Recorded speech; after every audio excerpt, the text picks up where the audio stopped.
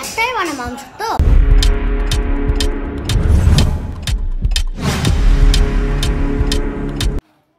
নমস্কার বন্ধুরা, সবাই কেমন আছেন? আশা করি ভালোই আছেন। নতুন একটা ব্লগ ভিডিও নিয়ে চলে আসলাম। প্রতিদিনই বাড়িতে আম পাড়া হচ্ছে। এখন রেগুলার এত আম পাড়া হচ্ছে, আর এত আম কি করব সেটা নিয়ে প্রচণ্ড চিন্তা ভাবনায়। আর কাউকে যে দেব, সবার গাছেই অনেক অনেক আম, কাকেই বা দেব। তো যাই হোক, সেদিন আমসত্ত্ব বানিয়েছিলাম, আবার আজকেও আমসত্ত্ব বানাবো। কিন্তু আজকে আকাশটা মেঘলা হয়ে আছে। আজ বাড়ির উঠোনে যে আম গাছটা আছে সেটার থেকে আম পাড়া হচ্ছে। আমাদের বাড়িতে ছোট বড় মিলিয়ে অনেকগুলো আম গাছ, আর বেশ অনেক আম হয়েছে। আর এত আম খেয়ে শেষ করাও যায় না। বাড়ির আম ছাদ থেকে পাড়ছে, আর সৃজা কিন্তু আমগুলো কুড়িয়ে কুড়িয়ে তুলছে। সকাল থেকে হঠাৎ করে মেঘ করে বৃষ্টি চলে এলো। কি সেই বৃষ্টি, শরীর ঠান্ডা করে দিল। যা খুশি আনো, কোনো সমস্যা নাই। আম চলে আসছে, কই মন্টু আম তুলবে না? বাপরে, হঠাৎ করে মেঘ করে আসলো, আর সেই কি বৃষ্টি। বেশ ভালো লাগছে, অনেকটা ঠান্ডা হয়ে গেল।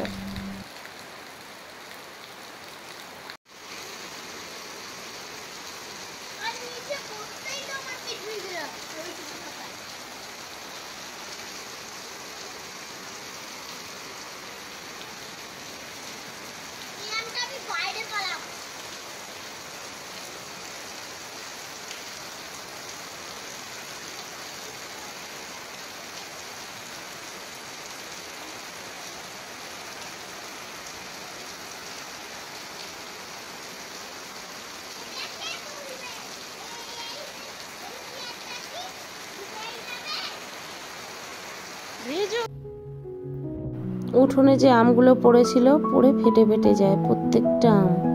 তো আমগুলো ফেলে দিতেও কষ্ট হয়, আবার খাওয়াও যায় না, আর রেখে দেওয়া যায় না। তা আমগুলোকে ভালো করে ধুয়ে নিলাম, আমসত্ত্ব বানাবো। কিন্তু আকাশটা মেঘলা করে আছে, তাই আজকে একটু অন্যরকমভাবে আমসত্ত্ব বানাবো।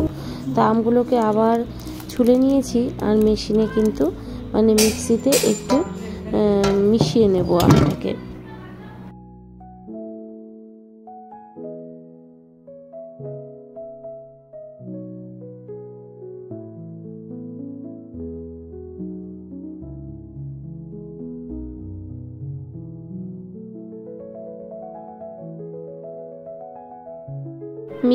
মিক্সি করে আজকে কিন্তু আমি কড়াইতে জাল দিয়ে আমসত্ত্ব বানাবো।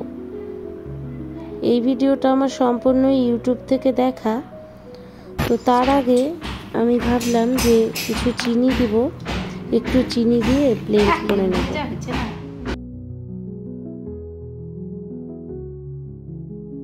আজকে আমি কর্নফ্লাওয়ার দিয়ে আমসত্ত্ব বানাবো।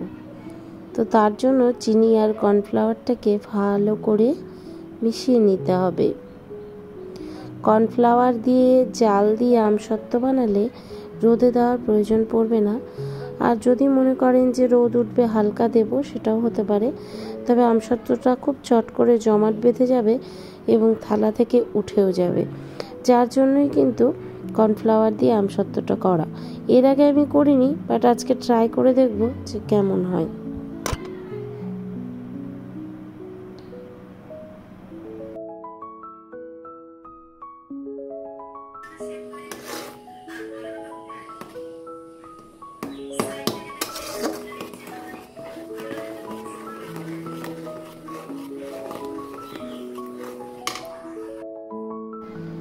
এক কেজি আমে মোটামুটি চা চামচের 2 চামচ কর্নফ্লাওয়ার দিলেই হয়ে যাবে। তো এই 2 চামচ কর্নফ্লাওয়ার দিয়ে ভালো করে কম আঁচ দিয়ে নাড়তে হবে, কারণ কর্নফ্লাওয়ার দেওয়ার সাথে সাথেই কিন্তু জমাট বেঁধে যায়। তো কর্নফ্লাওয়ারটা দিয়ে সাথে সাথে নাড়তে হবে।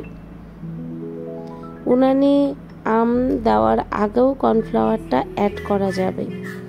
তো তো আমি কড়াইটা বসানোর পরেই কিন্তু কর্নফ্লাওয়ারটা অ্যাড করে দিয়েছি এবং তারপরে একদম কম আঁচ দিয়ে মোটামুটি মিনিট 10 ধরে নাড়তে থাকলাম।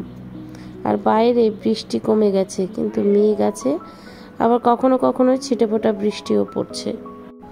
বাইরে বৃষ্টি পড়ায় দৌড়ে গেলাম, আর দেখো আমসত্ত্বটা কিন্তু আমার একটু দলা দলা হয়ে গেছে, মানে কর্নফ্লাওয়ারটা দিয়ে খুব নাড়তে হবে, ওদিকে বৃষ্টি পড়ায় দৌড়ে জামা কাপড় তুলতে গিয়ে একটু দলা দলা পেকে গেছিলো। যাই হোক, তো এবার আমি পরিমাণ মতো চিনিটা অ্যাড করে দিলাম। যেহেতু আমগুলো খুব মিষ্টি, তাই অতিরিক্ত চিনির প্রয়োজন হয় না। তো প্রয়োজন মতো যার যেমন আম সেরকমভাবে চিনি অ্যাড করে নিলেই হবে।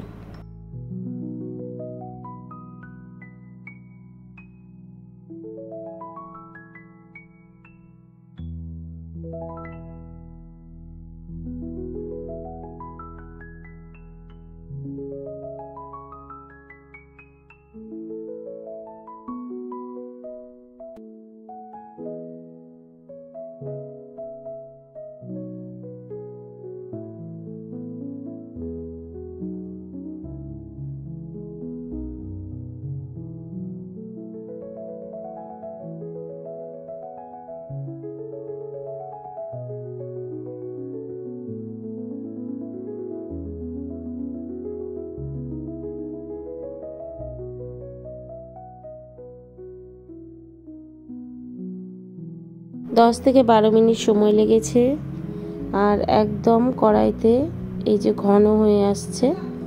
এবার থালায় আগেই তেল লাগিয়ে নিয়েছিলাম, কারণ নামার সাথে সাথেই মানে নেড়ে দিতে হবে এবং এটা থালায় বসিয়ে দিতে হবে, না হলে কিন্তু জমাট বেঁধে যেতে পারে।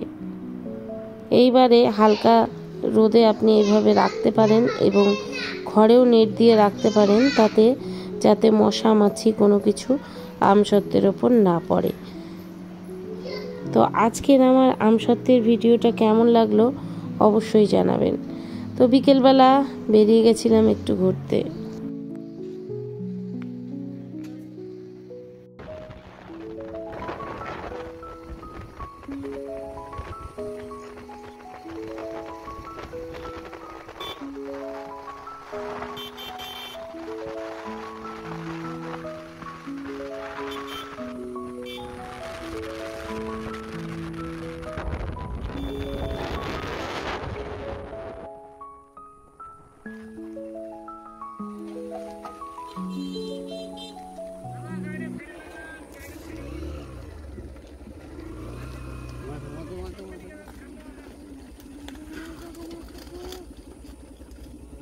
চলো চলো চলো চলো, চলো।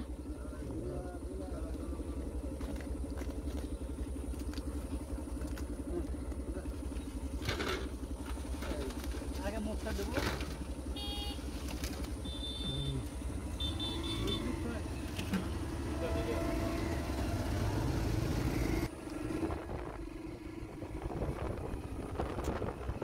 আসতে চলো না, এই যে খেজুর গাছ খেজুর হলুদ অরেঞ্জ অনেক। এই যে ছোট্ট একটা খেজুর গাছ, কত খেজুর দেখো।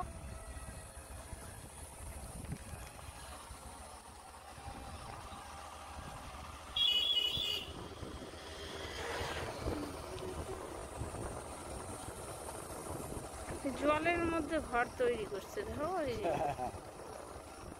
এটা কিন্তু সেই সুন্দর হাওয়া পাবে বলো।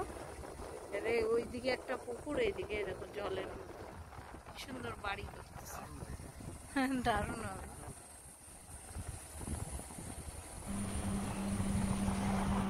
তো আজকের ভিডিওটা তোমাদের কেমন লাগলো অবশ্যই কমেন্ট করে জানাবে তোমাদের মূল্যবান মতামত।